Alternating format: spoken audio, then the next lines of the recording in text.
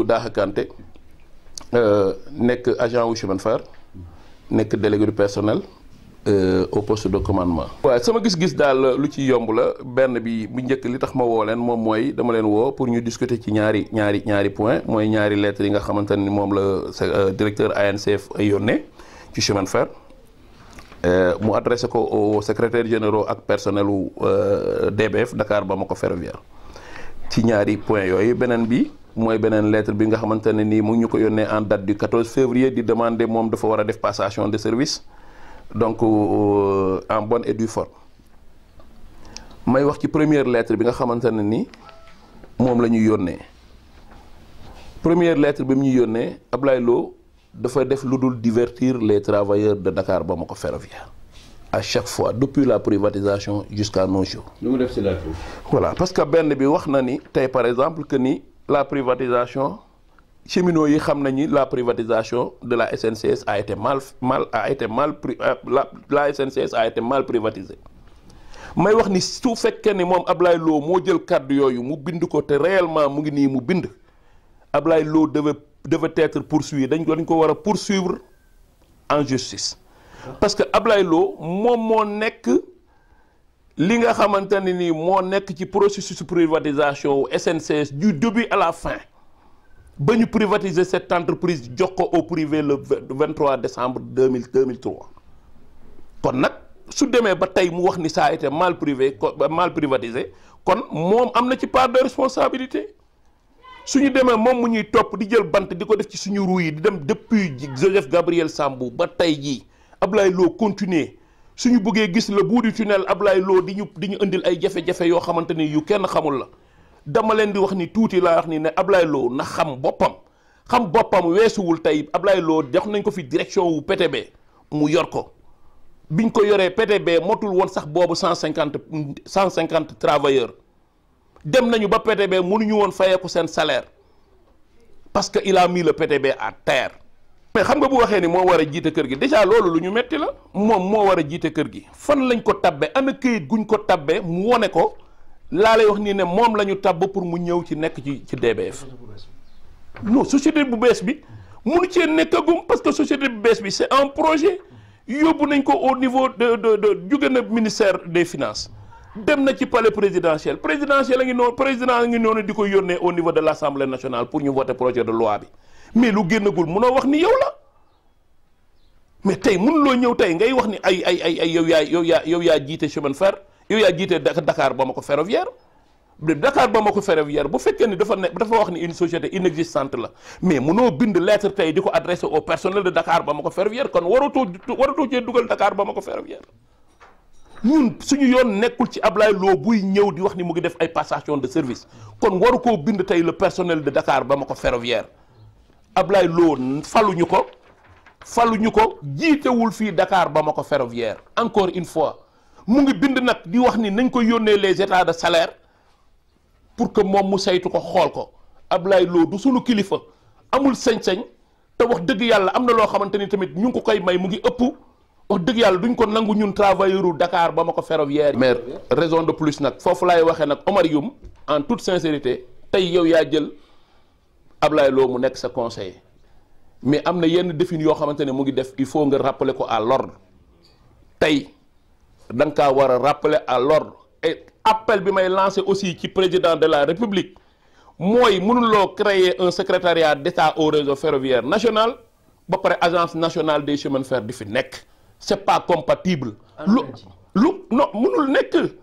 mënul nekk bu boobaa yow da nga indi ay cacophonie parce que la bonne preuve Ablaye Lo mu ngi noonu tey di contester la politique ferroviaire du ministre du secrétaire d'État au réseau ferroviaire national bi nga xamante ni il est en train de faire des mu ngi def ay actes yoo xamante ni yu extraordinaire déedéet Mayacine Camara mu ngi def politique ferroviaire dem ba nga xamante ni bërki démb la woote benn séminaire boo xamante ne ni tous les partenaires ñëw nañu même les sud-africains ñëw nañu ñi nga xamante ni ñoom ñoo ñuy bëgg a louer les machines ak maintenance mais tey kooku soo demee ba Ablaye Lo tey li nga bind tey yow en tant que secrétaire d'État au réseau ferroviaire moom nanguwu ko di wax ni loolu waruñu koo def un port sec à Tamba mais c'est normal parce que Mali dafa génn ci DBF Mali dafa génn ci DBF bi Mali génnee ci DBF dem créer ji li nga xamante ni mooy SOPAFER am SOPAFER mooy société de patrimoine ferroviaire du Mali ñoom ñuy def seen trafic voyageur entre Bamako et Kay di ci defaale en même temps seen trafic national marchandise mais ñun est-ce que dañuy war a toog nii di croiser les bras ba fii ak 5 ans pour xaar la Banque mondiale génne financement pour ñu réhabiliter la voie Dakar-Kidira ñuy doog a daw non c'est pour cela le ministre Mayacine Camara ànd ak ay collaborateurs am di def politique ferroviaire am ba ñuy war a def suñu port sec à Tambacounda la bonne preuve yónnee nañ fa sax les ingénieurs des Eiffage pour que ñu dem xooli plateforme bi nga xamante ne nii fa la ñu war a installer suñu port sec à Tambacounda ñu def ko ñu def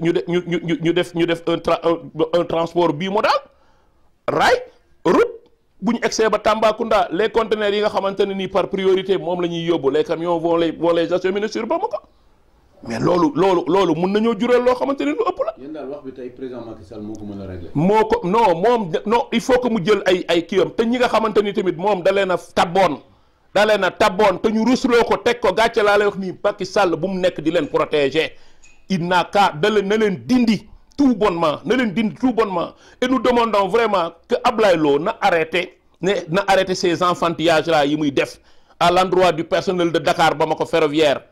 bi ñuy wax ni Dakar Bamako ferroviaire ñun tuddatuñ sax Dakar Bamako ferroviaire les nouvelles sociétés les nouvelles chemins de fer du Sénégal na arrêté loolu Ablaye Lo du suñu kilifa du suñu patron na arrêté lu muy def c'est ce qu'on lui demande vraiment di wax dak liggéeykat yi nga xamante ni ñoo nekk ci chemin de fer nañu ànd ak dal bañ kenn jaxase ñu parce que tamit nit ñi dañuy dem mais ñun dañ fiy des ñun ñoo bokk ndey ñoo bokk baay ñooy demalante ci dëj ñooy demlante ci ngénte ñooy demlante ci takk ñooy demlante ci lépp bu ñu reyante ngir ay nit yoo xamante ne nii laa lay wax nii jaruñu ko. Voilà, moi je m'appelle Daha Kanté, je suis agent des chemins de fer, je suis délégué du personnel en même temps, raison pour laquelle vraiment je vous ai invité chez moi, vraiment pour discuter un peu de la situation qui prévaut dans l'entreprise. En l'occurrence, certains documents que M. Ablaye Lo, le directeur de l'ANCF, a adressés au personnel donc, et aux secrétaires généraux des syndicats. Voilà, je parle en tant que travailleur parce que vraiment, je dis et honnêtement, depuis la privatisation à nos jours, je vois que M. le directeur de l'ANCF, en l'occurrence Ablaye Lo, nous crée beaucoup de problèmes. Donc des ajustements à gauche et à droite depuis la privatisation, depuis l'événement de Transrail jusqu'à DBF. Donc je vois que c'est en date du 17, M. Ablaye Lo nous a adressé une correspondance, donc une note qu'il a adressée aux secrétaires généraux des syndicats et au personnel. Mais je ne parle pas en tant que, moi je ne suis pas syndicaliste, et du moins je ne suis pas secrétaire général de syndicat, mais je fais partie du personnel de Dakar Bamako Ferroviaire. Donc il a adressé une lettre en disant certains propos. Donc ces propos vraiment m'ont écœuré au point que moi vraiment j'ai demandé à rencontrer vraiment ou bien à faire un point sur certaines choses parce que cela ne nous a pas pris. La première. Voilà. Donc je veux dire parce que aussi Ablaye Lo, pour faire un peu l'historique de son trajet. Vraiment Ablaye Lo fut directeur du PTB et nous connaissons tous. Il a géré le PTB qui n'avait même pas 150 agents. Il s'est recroquevillé au niveau de la présidence de la République. Et on a fait de lui le directeur de l'ANCF. L'ANCF, c'est pour faire un petit rappel, ce n'est pas l'Agence nationale des chemins de fer. On l'a dénommé tout de suite l'Agence nationale des chemins de fer. Mais c'était l'Agence nationale, c'était l'Agence des nouveaux chemins de fer créée par Ablaye Wade, logée au palais présidentiel et qu'il avait remis à Ibrahima Niang. C'était pour recevoir les financements des nouveaux, comme le TER. Et je pense bien que la mission de l'Agence nationale des chemins de fer est finie depuis qu'on a créé le secrétariat d'État au réseau ferroviaire national. Parce que je pense que ce n'est pas compatible. En deuxième position, Ablaye Lo est le maire de la commune de Sébikotane. Il a été épinglé par l'OFNAC. Comment il peut prétendre vraiment, et qui ne pouvait même pas gérer 150 personnes, qui vient au niveau de Dakar Bamako Ferroviaire, qui dit qu'il c'est lui qui gère le personnel de Dakar Bamako Ferroviaire. Vraiment, au moment où tous les travailleurs espéraient voir le bout du tunnel. Je ne dis pas ce que l'administrateur a fait ou ce qu'il n'a pas fait, mais j'ai su que des machines ont été louées à partir de l'Afrique du Sud, location, maintenance. Je vois mal, suite au document qu'il a envoyé, et vraiment, quand on est expert ferroviaire de la trempe de Abdoulaye Lo, il faut revoir ses écrits. Parce que de là, il a écrit qu'on a loué des locomotives à hauteur de 1525 $ par mois. Et par locomotive.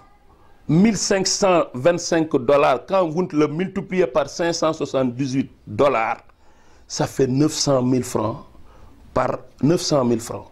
Et quelle est la société qui te loue une machine à 900 000? Donc Abdoulaye Lo ne sait même pas ce dont il parle. Vraiment. Donc ensuite, il a écrit dans son document que le trafic marchandises entre Dakar et Tambacounda ne sont pas adossés à un business plan. Ce qui voudrait dire par là, et je tiens à témoin aussi le secrétaire d'État au réseau ferroviaire, qu'Abdoulaye Lo est en train de contester ton document de projet de politique ferroviaire nationale. Abdoulaye Lo, il n'a qu'à arrêter. Moi, c'est tout ce que j'ai à parler sur Abdoulaye Lo. Et il a même dit, dans son document aussi, que la mission qui est dévolue à DBF, on devait le donner aux petits trains de banlieue. Je veux dire à Abdoulaye Lo que le petit train de banlieue n'a pas vocation à faire des trains nationaux. C'est un train à caractère banlieusard. Ça, il faut qu'il chasse que Abdoulaye Lo, en toute sincérité, s'il veut relever le PTB, ce n'est pas de cette sorte qu'il va le relever. Aujourd'hui, DBF, M. Kanté, est derrière nous. Aujourd'hui, est-ce que l'ANCF a les prérogatives de continuer l'activité ferroviaire en attendant la création d'une nouvelle société? Mais du tout. Du tout. Mais regarde, Abdoulaye Lo n'a même pas le droit d'écrire une correspondance qu'il adresse au personnel de Dakar Bamako Ferroviaire. Et puis, en quoi vraiment ça regarde le personnel de Dakar Bamako Ferroviaire, jusqu'à ce que Abdoulaye Lo écrive au personnel de Dakar Bamako Ferroviaire pour leur dire qu'il veut parer au prix placé pour faire une passation de service en bonne et due forme. Mais je pense bien qu'Abdoulaye Lo n'a pas été nommé au niveau de Dakar Bamako Ferroviaire. Et même s'il était nommé au niveau de Dakar Bamako Ferroviaire, vraiment, il devait attendre jusqu'à ce que les autorités étatiques viennent l'installer. Moi, je vois mal que Abdoulaye Lo écrive à tout moment, à chaque fois, le personnel de Dakar Bamako Ferroviaire. Cela ne nous regarde pas. S'il a quelque chose à écrire, il n'a qu'à l'écrire à l'administrateur ou bien au ministère de tutelle. Hein? Mais quand même, et je lance un appel à l'endroit du ministre Omar Youm, qu'il a choisi un mauvais conseiller. Moi, je le conseille à la place de ce monsieur. Il y a un monsieur, une grande personnalité du nom de Ndiaga Ndiaye, ça je le dis, je l'ai toujours dit, qui était directeur de l'OSAF, de l'organe de suivi de l'activité ferroviaire qui était basé au Mali, qui a une expérience inouïe, extraordinaire. Donc il n'a qu'à taper sur ces messieurs. Ça vaut mieux, parce qu'Abdoulaye Lo est en train de le piéger. De le piéger, en toute sincérité. Sincèrement, hein? Donc, c'est ce que je veux dire. Et je demande vraiment à M. Abdoulaye Lo d'arrêter ces enfantillages. D'arrêter ces enfantillages. Nous sommes une entreprise, et vraiment, cette entreprise, je pense bien, d'après les informations que j'ai eues, il y a une création d'une nouvelle société dénommée les chemins de fer du Sénégal. Je pense bien, si je ne me trompe pas, cette nouvelle société verra bientôt le jour. Et vraiment, je demande aussi aux cheminots d'être calmes, d'être sereins, et vraiment qu'on ne nous divertisse pas. Il ne faut pas qu'on nous divertisse. Il ne faut pas qu'on nous divertisse encore. Donc, c'est ce que je demande aux cheminots, donc à l'ensemble du personnel de Dakar jusqu'à Kidira, que nous devons rester sereins, se souder la main dans la main, donc pour vraiment réussir le pari qui nous interpelle. Donc, c'est de relever le défi de cette société-là. Vraiment, de cette nouvelle société. Mais c'est pas à nous de choisir, c'est pas à l'autre de se choisir lui-même, mais c'est au président de la République de donner le dernier mot. Donc je demande aux travailleurs de respecter vraiment ce qui se passe ici. Donc en attendant, donc moi je ne dirais pas qui reste et qui va pas rester, mais le dernier mot revient au président de la République, mais attendons à ce que le président décide et nous choisisse quelqu'un de meilleur pour nous. Mais je pense bien.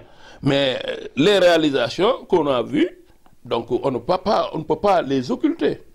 Du tout. Quand tu fais le parcours de Dakar à Kidira, tu prononces le nom de l'eau, les gens ne t'écouteront même pas. Les gens ne t'écouteront même pas parce qu'ils savent le tracé de l'eau. Quand même, il faut que nous soyons sincères. Il y a le bug.